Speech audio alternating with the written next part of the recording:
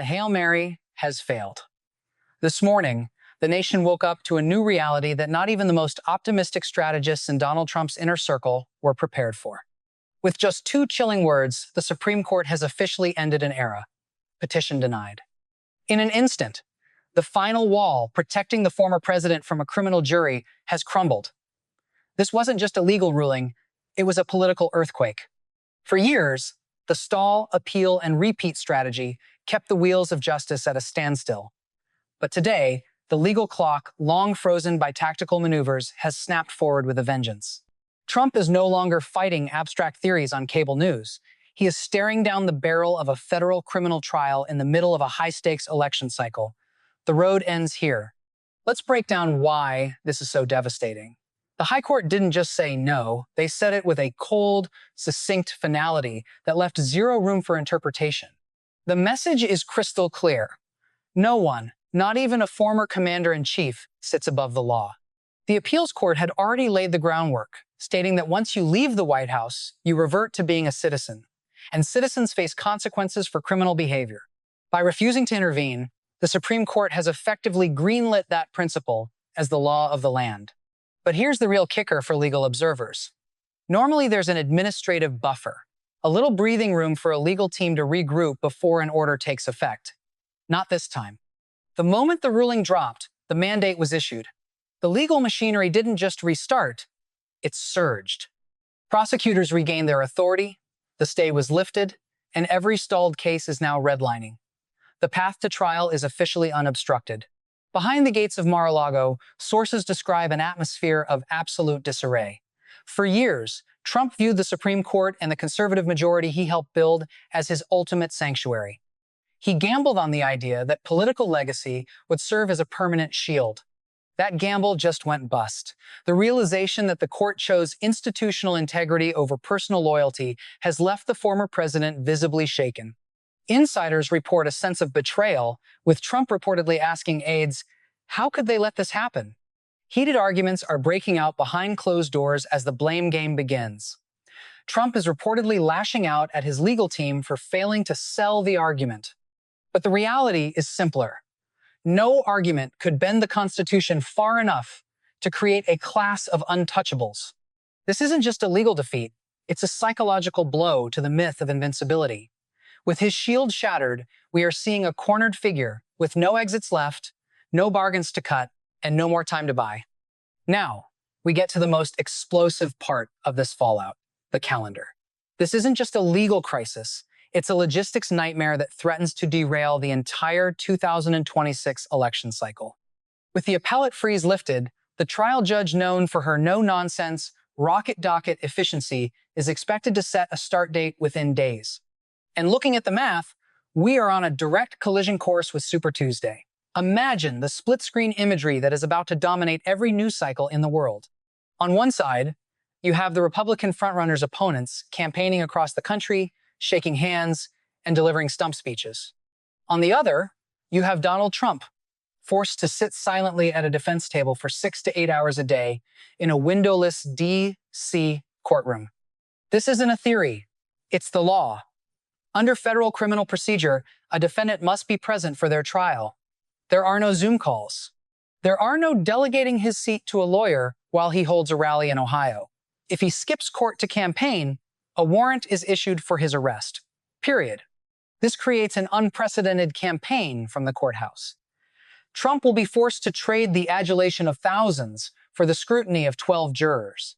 Every evening, instead of prepping for debates, he'll be huddling with lawyers to review evidence and transcripts. The political fallout is already radiating through the GOP. For months, his primary rivals have been walking a tightrope, waiting for the courts to do their dirty work. Now, that work is done. The wait-and-see excuse has evaporated. Every candidate now has to answer the ultimate question. Are you prepared to nominate a man who could be a convicted felon before the first ballot is even cast in November? The imagery alone is politically radioactive. A major national candidate being prosecuted for attempts to subvert the very democratic process he's currently asking voters to participate in. It's a paradox that would break any ordinary campaign. But as we're about to see, the legal pressure is now being compounded by a sudden, catastrophic drain on the one thing a campaign needs to survive: the money. In politics, loyalty is expensive, but in a criminal trial, it's catastrophic. As the legal walls close in, the Trump campaign is facing a secondary crisis that could be just as fatal as a jury's verdict: a total liquidity crunch. For months, the campaign's small-dollar fundraising machine has been running on the promise that the appeals process would save the day. But how do you solicit donations for a legal shield that no longer exists?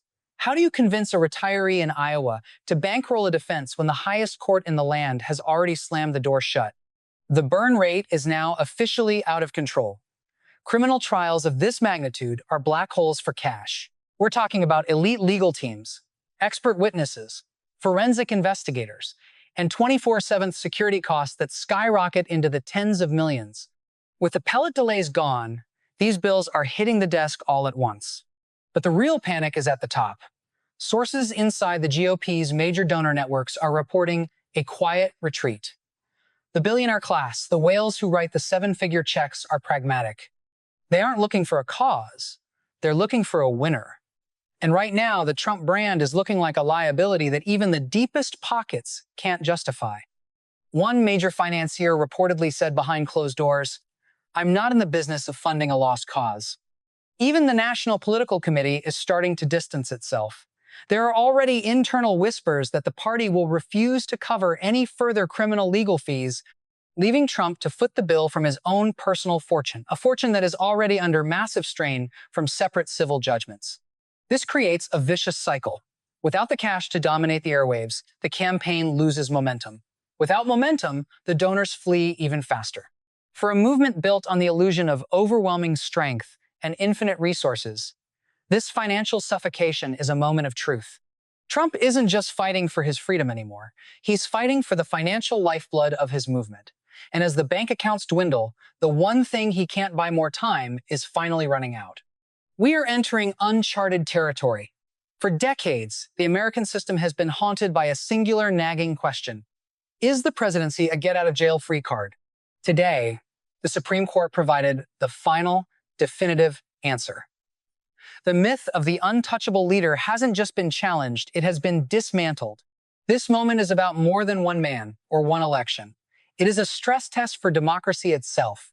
In a world where strongmen often rewrite the rules to suit their whims, the American judiciary just signaled that its ultimate loyalty lies with the parchment of the Constitution, not the person in the Oval Office.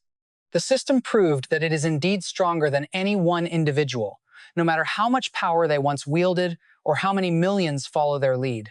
But make no mistake, the coming months will be a gauntlet. As the trial begins and the evidence hits the light, the noise will be deafening. There will be cries of persecution, there will be media storms, and there will be political firestorms. But beneath the chaos, the bedrock of the law remains unshakable.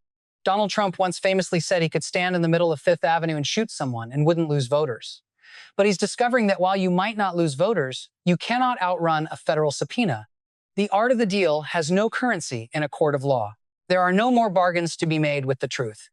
As the nation watches this historic proceeding unfold, we are all witnesses to a fundamental truth being put to the test: that in this country, the law applies to everyone, from the humblest citizen to the most powerful leader. The shield is gone, the light is turning on. And for the first time, there is nowhere left to hide.